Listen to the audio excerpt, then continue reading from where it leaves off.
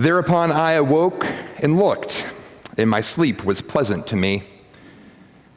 The days are surely coming, says the Lord, when I will sow the house of Israel and the house of Judah with the seeds of humans and the seeds of animals. And just as I have watched over them to pluck up and break down, to overthrow, destroy, and bring evil, so I will watch over them to build and to plant, says the Lord. In those days they will no longer say, the parents have eaten sour grapes and the children's teeth are set on edge, but all shall die for their own sins. The teeth of everyone who eats sour grapes shall be set on edge. The days are surely coming, says the Lord, when I will make a new covenant with the house of Israel and the house of Judah. It will not be like the covenant I made with their ancestors when I took them by the hand to bring them out of the land of Egypt, a covenant they broke, though I was their husband, says the Lord. But this is the covenant that I will make with the house of Israel after those days, says the Lord. I will put my law within them, and I will write it on their hearts, and I will be their God, and they shall be my people. No longer shall they teach one another or say to each other, know the Lord, for they shall all know me, from the least of them to the greatest, says the Lord. For I will forgive their iniquity, I will remember their sin no more. This is the word of the Lord. Thanks be to God. I take great comfort in the fact that even in the Bible, a great prophet like Jeremiah can admit that his best work is done with the help of a good nap. Here in chapter 31, we are well into this book of prophecy, and Jeremiah tells us that the visions that he has been having for the last several chapters were coming to him in a dream. Visions of cities and wilderness, of great turmoil and overwhelming change. But in this dream, Jeremiah hears one word repeated again and again and again. God's promise that a day is surely coming.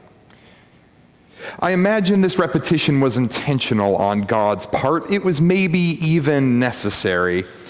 After all, how many of us wake up from a dream and can't actually remember what it was we were just imagining? It's just right there on the edge. We can't quite remember it.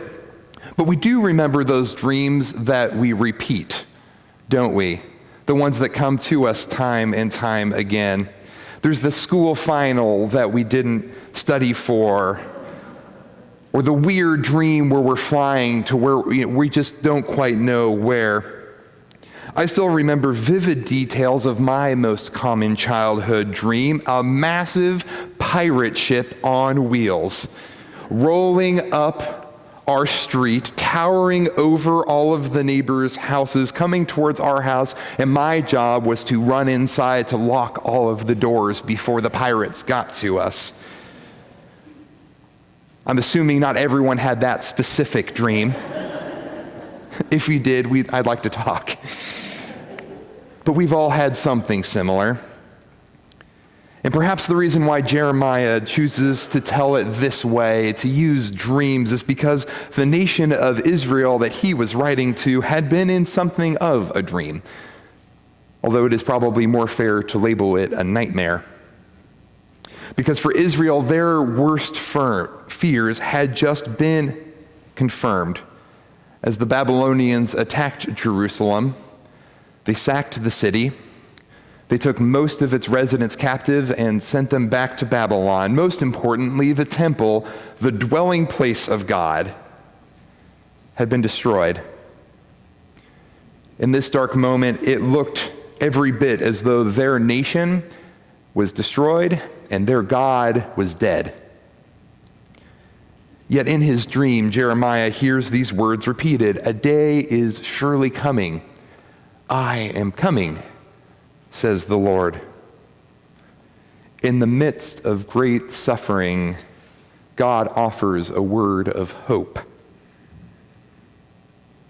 During high school in Kansas City, I was part of an organization that was called Arts for Restart. Restart was a transitional living facility downtown where people experiencing homelessness could stay, usually for several months.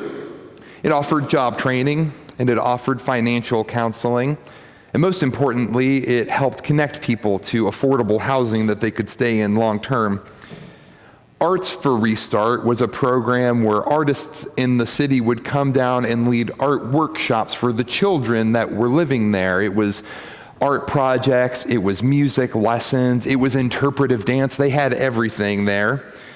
So we as high school students were brought in to support them and, keep the kids on task as best we could. Those classes were usually really fun. But there was no denying to those kids, and especially to their parents, the very reality that transitional living is not fun living, which made the wall in the lobby stand out that much more, because that's where families who gave permission could post pictures that were taken right after they had been approved for a new place to live.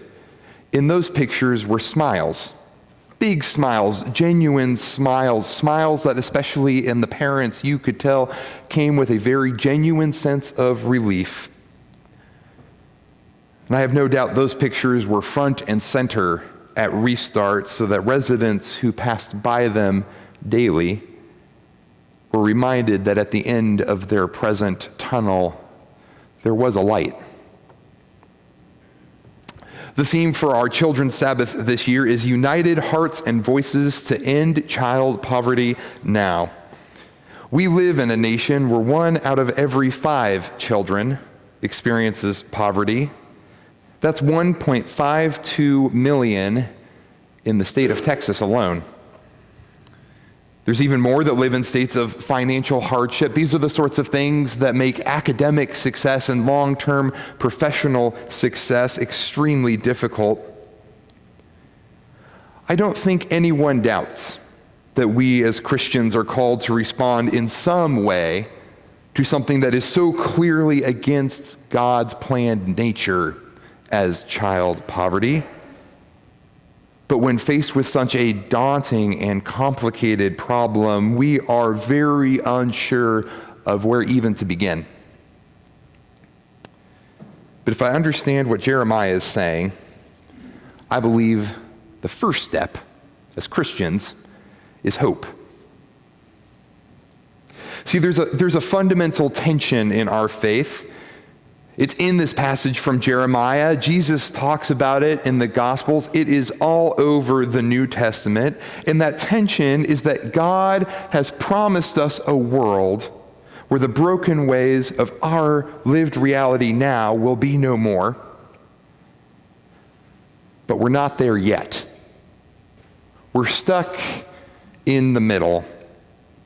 And it is very, very often difficult to discern just what we're supposed to do while we're here. Stuck in the middle, we are given a choice whether to dwell in the sad reality of how things are now or come to God with a desire to learn what God's future might have in store. But we don't do it. We don't do that with a pie in the sky sort of mentality. But we recognize the difficulty of the task at hand.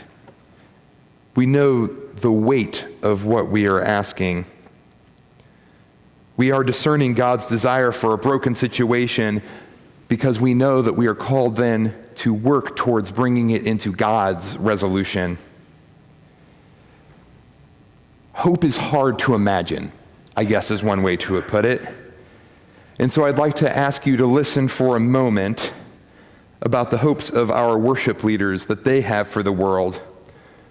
I want you to listen for the way that God is speaking new things into life. I hope for people to be happy. I hope for world peace. I hope for world hunger to be solved. I hope to win my soccer tournament. I hope that people love one another. I hope for people to be generous to one another. I hope that people have water. Thank you, guys. Their vision is God's vision. Choosing that is difficult. Because for us to believe that these things might come true requires great strength and great faith. For us to bring those things about requires tremendous effort. And yet that's what Jeremiah is telling us we are called to do. In the same way that Jerusalem had been utterly destroyed, and yet Jeremiah proclaims that life will return there again, so too can we claim that poverty might one day cease to exist in the world's wealthiest nation. God promises a distant day that will come soon where pain and hunger will be no more. It's our job to hope for that. We're reminded every week in prayer cards that there are far too many who get far too sick far too quickly. Yet God's promise is a day where bodies will be made whole with their Creator. We're called to hope that.